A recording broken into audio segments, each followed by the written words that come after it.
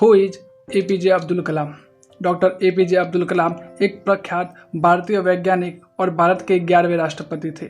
उन्होंने देश के कुछ सबसे महत्वपूर्ण संगठन जैसे डीआरडीओ और इसरो में कार्य किया।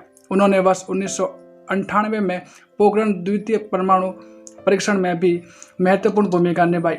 डॉक्टर कलाम भारत के अंतरिक्ष कार्यक्रम और मिसाइल विकास कार्यक्रम के साथ भी जुड़े थे। इसी के कारण उन्हें मिसाइल मैन के नाम से भी जाना जाता है।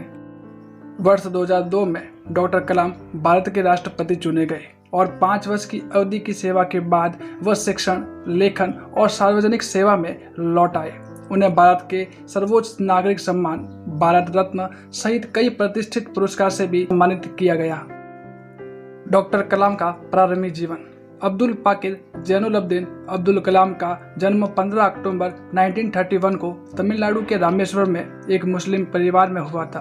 उनके पिता जैनुलब्दीन एक नाविक थे और उनकी माता आसियम्मा एक गृहिणी। उनके परिवार की आर्थिक स्थिति ठीक नहीं थी, इसलिए उन्हें छोटी उम्र से ही काम करना पड़ा। अपने पिता की आर्थिक मदद के लिए बालक कलाम स्कूल के बाद समाचार पत्र वितरण का कार्य करते थे। अपने स्कूल के दिनों में कलाम पढ़ाई लिखाई में सामान्य थे, पर नई चीज सीखने में हमेशा तत्पर और रहते थे। उनके अंदर सीखने की भूख थी। वो पढ़ाई पर घंटों ध्यान दिया करते थे। उन्होंने अपनी स्कूल की पढ़ाई रामनाथपुरम स्वर्ण मैट्रिकुलेशन स्कूल से पूरी की। उसके बाद तिरुचिरापल्ली के सेंट जोसेफ कॉलेज में दाखिला लिया, जहां उन्होंने सन 1954 में भौतिक विज्ञान में स्नातक किया। उसके बाद वर्ष 1955 में वो मद्रास चले गए, जहां से उन्होंने एरोस्पेस इंजीनियरिंग की शिक्षा ग्रहण की। वर्ष 1960 में कलाम ने मद्रास इंस्टीट्यूट ऑफ टेक्नोलॉजी से इंजीनियरिंग की पढ़ाई पूरी की। डॉक्टर कलाम का career. Madras institute of technology से इंजीनियरिंग की पढ़ाई पूरी करने के बाद कलाम ने रक्षा अनुसंधान और विकास संगठन यानी डीआरडीओ में वैज्ञानिक के तौर पर भर्ती हुए। कलाम ने अपने कैरियर की शुरुआत भारतीय सेना के लिए एक छोटे हेलीकॉप्टर की डिजाइन बनाकर किया। डीआरडीओ में कलाम को उनके काम से संतुष्टि नहीं मिल रही थी। कलाम पंडित जवाहरलाल नेहरू द्वारा गठित Indian national committee for space research के सदस्य भी थे। इस दौरान उन्हें प्रसिद्ध अंतरिक्ष वैज्ञानिक विक्रम साराभाई के साथ कार्य करने का अवसर मिला। वर्ष 1969 में उनका स्थानांतरण भारतीय अंतरिक्ष अनुसंधान संगठन यानी इसरो में हुआ। यहाँ वो भारत के सैटेलाइट लॉन्च व्हीकल परियोजना के निदेशक के तौर पर नियुक्त किए गए।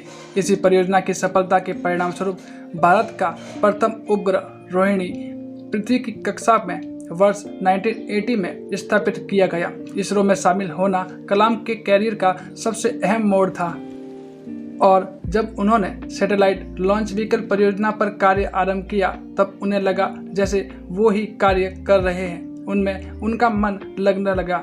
1963 से 64 तक के दौरान उन्होंने अमेरिका के अंतरिक्ष संगठन नासा की भी यात्रा की।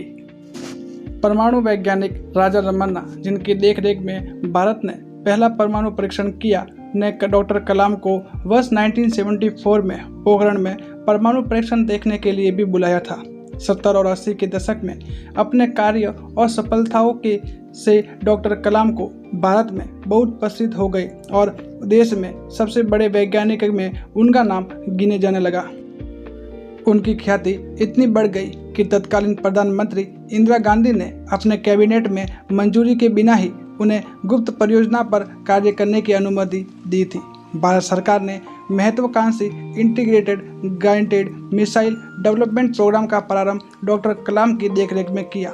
वह इस परियोजना के मुख्य कार्यकारी थे और इस परियोजना ने देश को अग्नि और पृथ्वी जैसी मिसाइलें दी।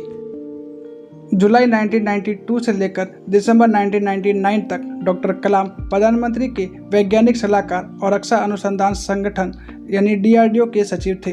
भारत ने अपना दूसरा परमाणु परीक्षण इसी दौरान किया। उन्होंने इसमें एक महत्वपूर्ण भूमिका निभाई थी।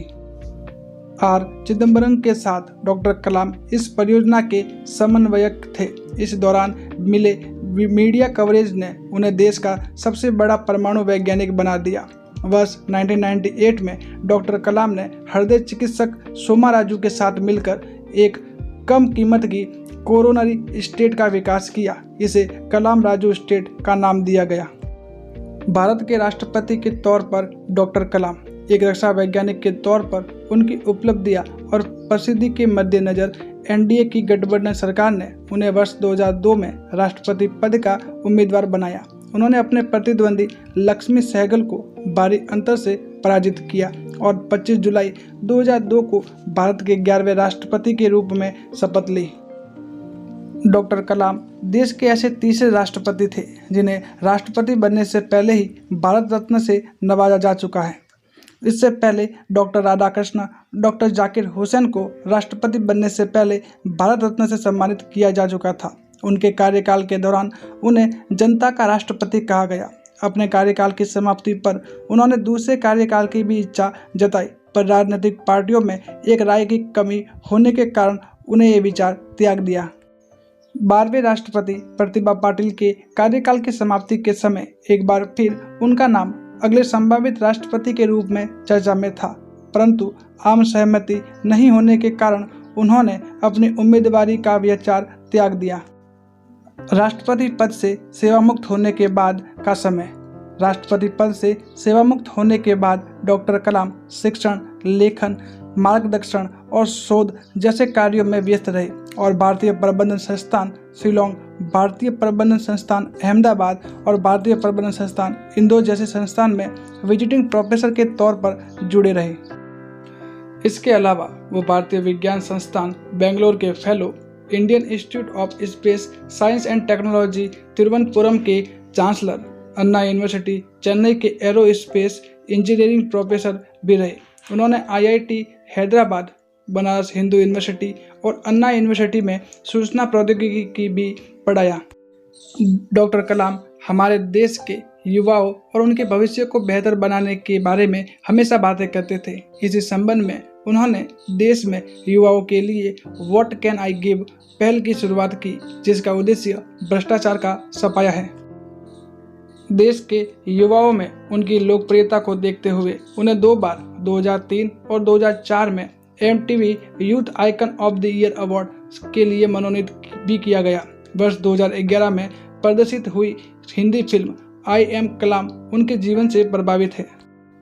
शिक्षण के अलावा डॉक्टर कलाम ने कई पुस्तकें भी लिखी है, जिनमें प्रमुख है India 2020, a vision for the new millennium, wings of fire, an autobiography, ignited minds, unleashing the power within India, mission India, indomitable spirit आदि। डॉक्टर कलाम को मिलने वाले पुरस्कार और सम्मान। देश और समाज के लिए किए गए उनके कार्यों के लिए डॉक्टर कलाम को अनेकों पुरस्कार से सम्मानित किया गया। लगभग 40 विश्वविद्यालयों ने उन्हें मानद डॉक्टरेट की उपाधि दी। भारत सरकार ने उन्हें पद्म भूषण, पद्म विभूषण और भारत के सबसे बड़े नागरिक सम्मान भारत रत्न से भी अलंकृत किया। डॉक्टर कलाम की मृत्यु 27 जुलाई 2015 को भारतीय प्रबंधन संस्थान शिलोंग में अध्यापन कार्य के दौरान उन्हें दिल का दौरा पड़ा, जिनके बाद करोड़ों लोगों के प्रिय और चहेते डॉक्टर कलाम परलोक सिधार गए।